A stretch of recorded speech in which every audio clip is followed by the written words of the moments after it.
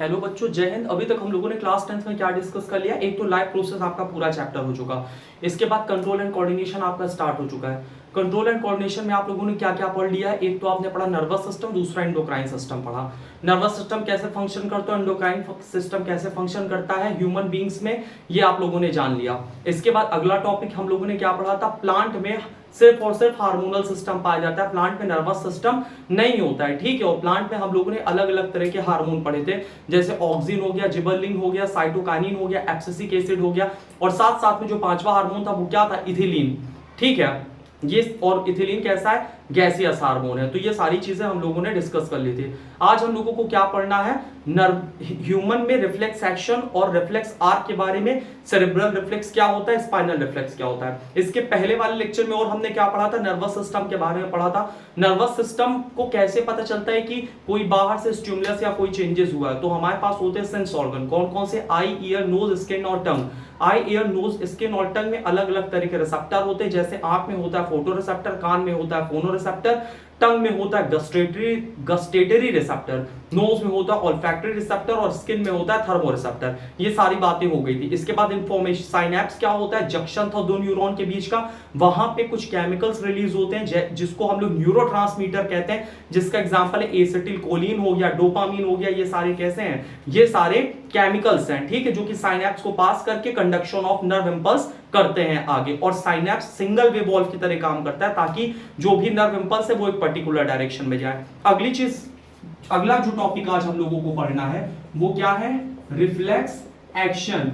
अब reflex action क्या होता है, इसको थोड़ा सा समझो। जैसे मान लो कि कभी हम लोग किसी इमरजेंसी सिचुएशन में फंस जाते हैं, या हम लोग कुछ भी काम करते हो तो अच्छे से सोच समझ के करते हैं। और थिंकिंग कैसा प्रोसेस होता है? कॉम्प्लेक्स प्रोसेस होता है और सोचने समझने में समय लगता है। लेकिन मान लो कि किसी ऐसे सिचुएशन में फंस गए, जैसे मान लो कि कोई गर्म चीज हमने छू लिया। अब अगर हम उसमें सोचने समझने लगेंगे कि हाँ गर्म चीज में हमारा हाथ गया, फिर हमको गर्म लगा, सेंसेशन हुआ, फिर वो मैसेज दिमाग के पास जाएगा, फिर हमारा दिमाग वापस से मैसेज भेजेगा कि हाथ वहां से हटाओ, तब तक में भाई साहब पता नहीं हाथ बचे कि ना बचे। बात समझ में आ रही है ना? तो इस वजह से हमारी बॉडी में एक नया सिस्टम डेवलप है जिसको हम लोग बोलते हैं रिफ्लेक्स एक्शन बोलते हैं। रिफ्लेक्स एक्शन क्या होता है? ऑटोमेटिक और क्विक रिस्पॉन्स होता है किसी स्टिमुलाई को। जैसे सामने से स्टिमुलाई आया, स्टिमुलाई मतलब से हमारा हाथ गर्म चीज पे छुआ तो तुरंत वहां से हाथ क्या होगा? हट जाएगा, बिना सोचे समझे। बाद में सोचने समझने का काम करते रहो कि उसकी दवा कैसे करनी है, लेकिन तुरंत जो रिस्पॉन्स हो गया वो कैसा हो गया? बिना सोचे समझे हो गया। इसी रिस्पॉन्स को हम लोग क्या बोलते हैं? रिफ्लेक्स एक्शन बोलते हैं। बात समझ में आ रही है ना? तो रिफ्लेक्स एक्शन की हमको जरूरत क्यों पड़ी और कैसे क्या होता है, इसके बारे में थोड़ा सा समझते हैं। एज वी नो, थोड़ा सा इंट्रो देखते हैं, फिर आगे हम लोग फर्दर इसको कंटिन्यू करेंगे। As we know the thinking is a as we know the thinking is a complex mechanism, ठीक है। जैसा कि हमको पता है जो थिंकिंग कैसा मैकेनिज्म है, थिंकिंग एक तरह से कॉम्प्लेक्स मैकेनिज्म है, यानी कि थिंकिंग करने में काफी यहाँ पे टाइम लगता है। As we know thinking is a complex mechanism and in case of emergency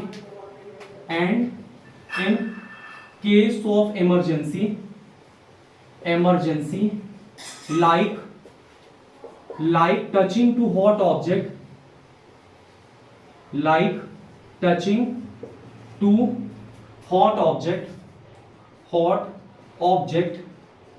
delay in response,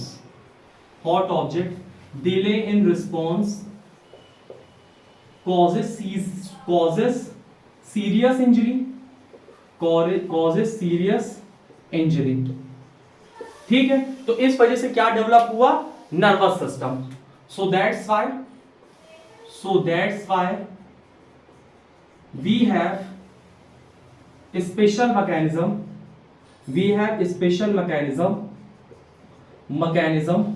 called reflex action, ठीक है ना? देखो यहां पे क्या है? As we know that thinking is a complex mechanism, जैसे कि हमको पता है थिंकिंग कॉम्प्लेक्स मैकेनिज्म है। And in case of emergency की केस में क्या होता है? जैसे कि टचिंग टू हॉट ऑब्जेक्ट, गर्म चीज को छूने में डिले इन रिस्पॉन्स, अगर हम रिस्पॉन्स करने में देर करते तो उससे सीरियस इंजरी हो जाएगी। तो इस वजह से that's why we have special mechanism called reflex action. Clear है ना? इस वजह से हमारी बॉडी में एक स्पेशल मैकेनिज्म होता है जिसको हम लोग बोलते हैं रिफ्लेक्स एक्शन बोलते हैं। अब रिफ्लेक्स एक्शन एक्चुअल में होता क्या है ये समझते हैं। रिफ्लेक्स एक्शन की डिफिनीशन अगर हम लोग समझे तो क्या होता है, it is the automatic and quick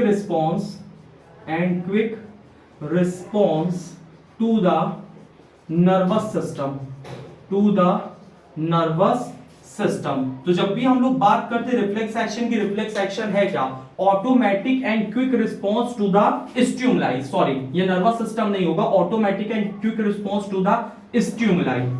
ठीक है, तो यहां पे जो नर्वस रिफ्लेक्स एक्शन है, रिफ्लेक्स एक्शन क्या होता है, ऑटोमेटिक और क्विक रिस्पांस होता है स्टिमुलस को। स्टिमुलस क्या होता है, हमारे वातावरण में कोई चेंज, जैसे हमारा हाथ गर्म चीज पे गर्म जगह पे गया तो वो क्या हो गया, स्टिमुलस हो गया। हाथ में कोई चीज चुभे, पेन हुआ, वो क्या हो गया, स्टिमुलस हो गया। मधुमक्खी किनारे से गई या हमको टच की तो टच क्या हो गया, स्टिमुलस हो गया। तो यहां पे अगर हम स्टिमुलस का एग्जांपल बताएं आपको, ठीक है, स्टिमुलाई का अगर आप लोग एग्जांपल देखो तो जैसे पेन हो गया, इसके साथ हीट हो गया, ठीक है, इसके साथ स्मेल हो गया, तो ये सब क्या है, स्टिमुलस का एग्जांपल है। ठीक, तो रिफ्लेक्स एक्शन क्या होता है, it is automatic and quick response to the stimuli, automatic और जो तुरंत रिस्पांस होता है स्टिमुलाई पे, उसी को हम लोग क्या बोलते हैं, रिफ्लेक्स एक्शन। अब देखते हैं एग्जांपल ऑफ रिफ्लेक्स एक्शन।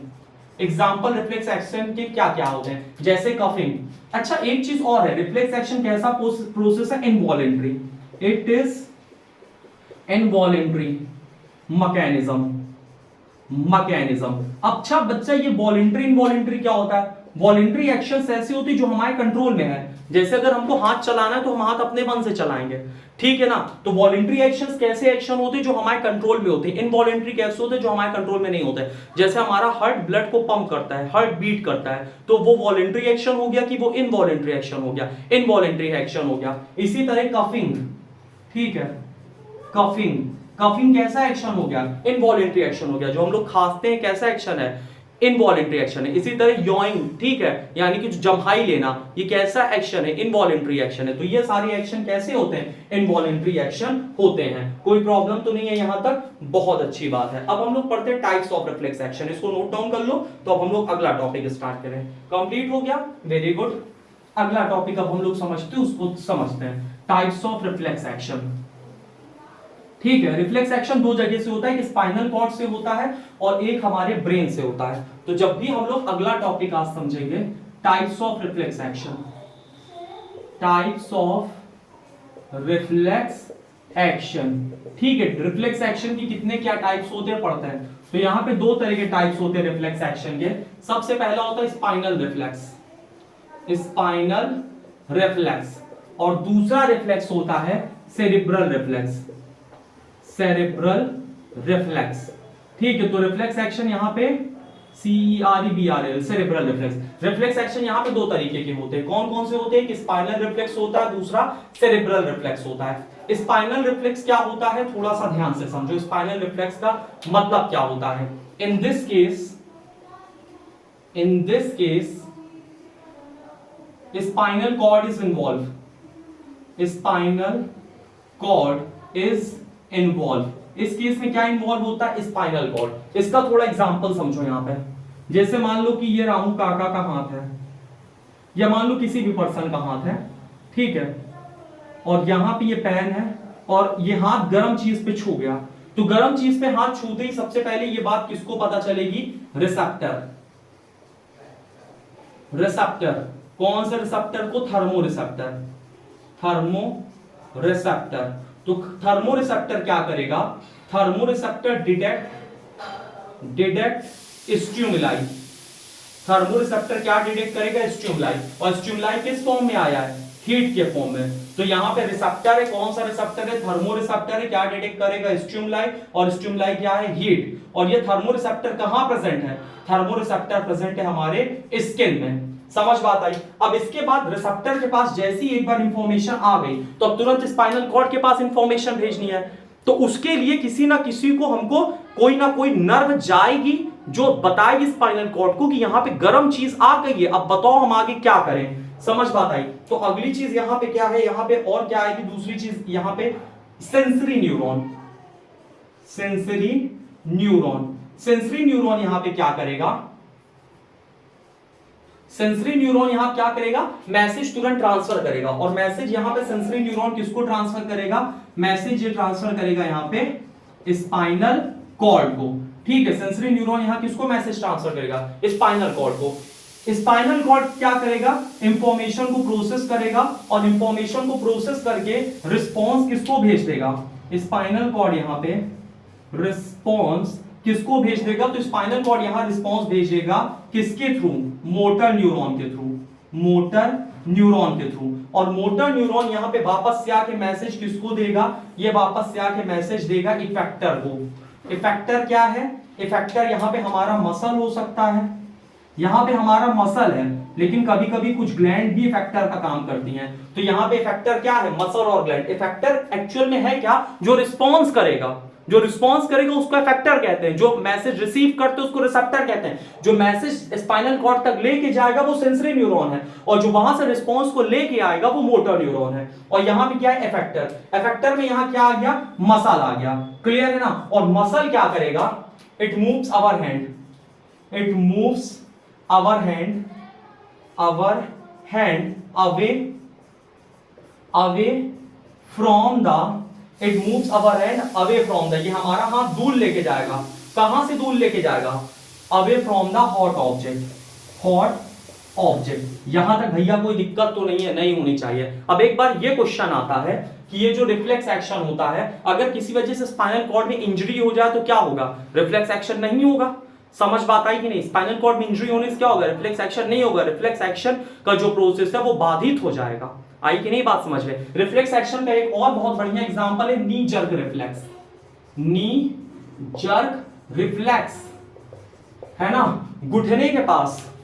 ठीक है, घुटने के पास जो है एक पार्ट होता है, वहां पे अगर आप हल्का सा स्ट्राइक करोगे, नेट पे इसको देखना, वहां पे स्ट्राइक करोगे तो पैर अपने आप आगे आ जाएगा। ठीक है, तो ये क्या है, ये रिफ्लेक्स एक्शन है। स्पाइनल रिफ्लेक्स में कोई दिक्कत तो नहीं, फिर से समझो यहां क्या क्या पढ़े। इस केस में क्या होता है, स्पाइनल कॉर्ड इन्वॉल्व होते हैं, कोई समस्या नहीं है। यहां पे सबसे पहले रिसेप्टर क्या करता है, रिसेप्टर इंफॉर्मेशन को रिसीव करता है, और यहां पे इंफॉर्मेशन रिसीव करने का काम कौन करेगा, स्किन। स्किन में कौन सा receptor, thermo receptor. Thermo receptor क्या डिटेक्ट करता है, स्टिमुलाई। स्टिमुलाई क्या आता है, हीट। इसके बाद मैसेज किसके थ्रू आगे गया, सेंसरी न्यूरॉन। सेंसरी न्यूरॉन से मैसेज कहां पे गया, स्पाइनल कॉर्ड के पास। इसके बाद स्पाइनल कॉर्ड ने क्या किया, रिस्पांस भेजा। रिस्पांस किसको भेजा, मोटर न्यूरॉन। मोटर न्यूरॉन से मैसेज किसके पास आया, इफेक्टर। इफेक्टर यहां पे क्या है, कोई मसल है या फिर कोई ग्लैंड है। और इफेक्टर ने यहां पे क्या किया, ये जो रिस्पांस था इसने क्या किया, इसने हमारा हाथ मूव करवा दिया away from the hot object, और ये सब विद इन नैनो सेकंड हो जाता है। ठीक है, ये सब में 1 सेकंड से भी कम का टाइम लगता है, और ये विद इन नैनो सेकंड हो जाता है, और तुरंत जो है हमारा हाथ क्या होता है, गर्म चीज से क्या होता है, दूर हो जाता है। कोई समस्या तो नहीं है,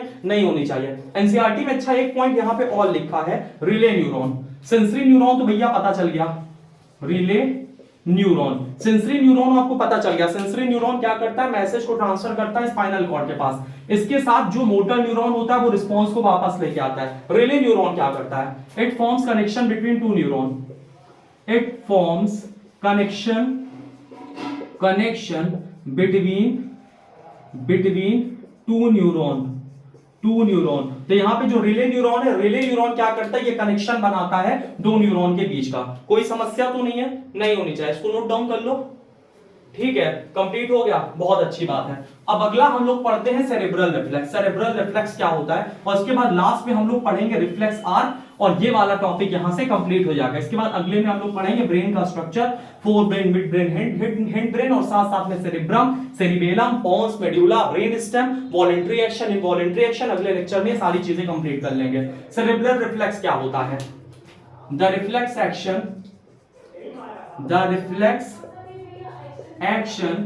in which cerebral reflex क्या होता है, the reflex action in which brain is involved, in which brain is involved।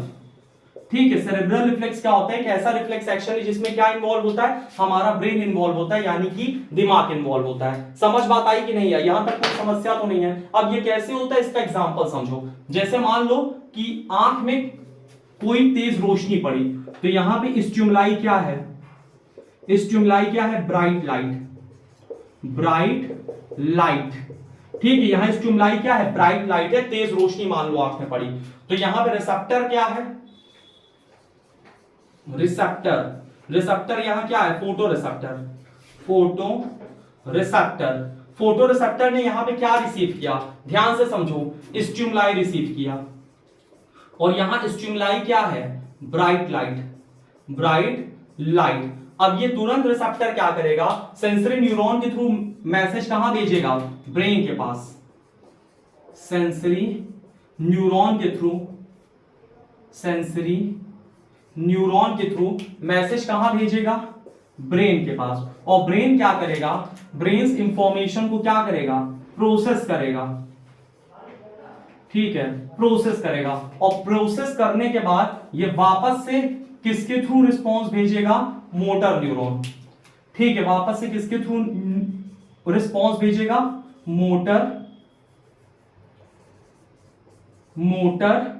Neuron, ये वापस से रिस्पॉन्स न्यूरॉन किसके थ्रू भेजेगा, रिस्पॉन्स मोटर न्यूरॉन के थ्रू, और मोटर न्यूरॉन के थ्रू जो यहां पे रिस्पॉन्स आएगा, यहां पे रिस्पॉन्स करने का काम किसका होगा, ये चीज हम लोग देखते हैं, आंख में आइरिस प्रेजेंट होती है, ठीक है, तो शायद आइरिस ही यहां पे रिस्पॉन्स करती है, एक सेकेंड इसको देखते हैं, सर्कुलर मसल ऑफ आइरिस, ठीक है, यहां पे मैसेज किसको आया, मोटर न्यूरॉन से इफेक्टर, और यहां इफेक्टर है कौन, यहां इफेक्टर का काम करेगा circular muscle of iris of eye, circular muscle of iris of eye, ठीक है, यहां कौन रिस्पॉन्स करेगा, circular muscle of iris of eye, आंख की सर्कुलर मसल आइरिस, और यहां पे रिजल्ट क्या आएगा, यहां पे होगा रिस्पॉन्स प्यूपिल श्रिंक, रिस्पॉन्स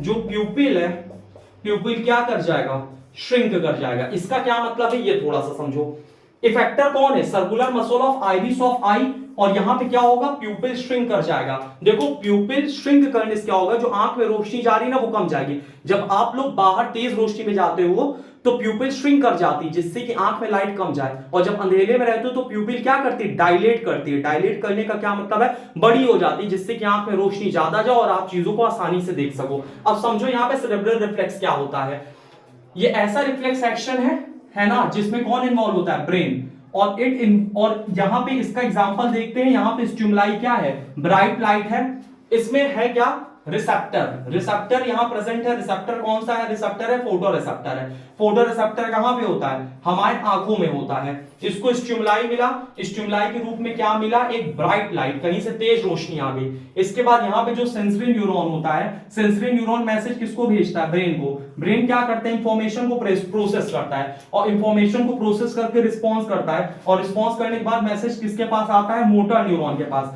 और मोटर न्यूरॉन क्या किसको मैसेज भेजता है, यहां पे इफेक्टर को, और इफेक्टर यहां क्या करता है, जैसे circular muscle of iris of eye है, ठीक है, जो मसल होती है आंख की आइरिस की, वो क्या करती है, यहां पे प्यूपिल को श्रिंक कर देती है, कोई समस्या तो नहीं है, इससे जो आंख में रोशनी जाती है वो कम जाती है, क्लियर है ना, तो ये हो गया तुम्हारा सेरेब्रल रिफ्लेक्स, दो तरह के रिफ्लेक्स एक्शन पड़े, एक सेरेब्रल एक स्पाइनल, सेरेब्रल वाले में कौन इन्वॉल्व होता है, सेरेब्रल रिफ्लेक्स एक्शन इन्वॉल्व होता है हमारा ब्रेन, और स्पाइनल में कौन इन्वॉल्व होता है, स्पाइनल में इन्वॉल्व होता है हमारे स्पाइनल कॉर्ड। अब आप कहोगे एनसीईआरटी में सर सेरेब्रल रिफ्लेक्स दिया ही नहीं, तो बच्चा एनसीईआरटी में सेरेब्रल रिफ्लेक्स दिया हुआ है, कहां दिया हुआ है, देखो हम तुमको यहां दिखाते हैं, ठीक है, 2 सेकंड का बस वेट करो, दिखा रहे हैं, कंट्रोल एंड कोऑर्डिनेशन में ये जो इस जगह पे है, ये यहां पे देखो, can you not trace the sequence of event which occur when a bright light is focused on our eye, तो ये यहां पे कौन सा रिस्पांस की बात कर रहा है, bright light focus on our आई,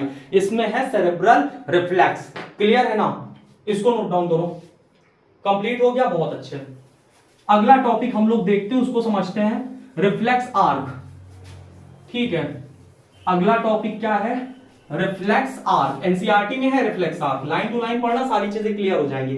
अगला है reflex arc, reflex arc, reflex arc क्या होता है, path followed by reflex action, path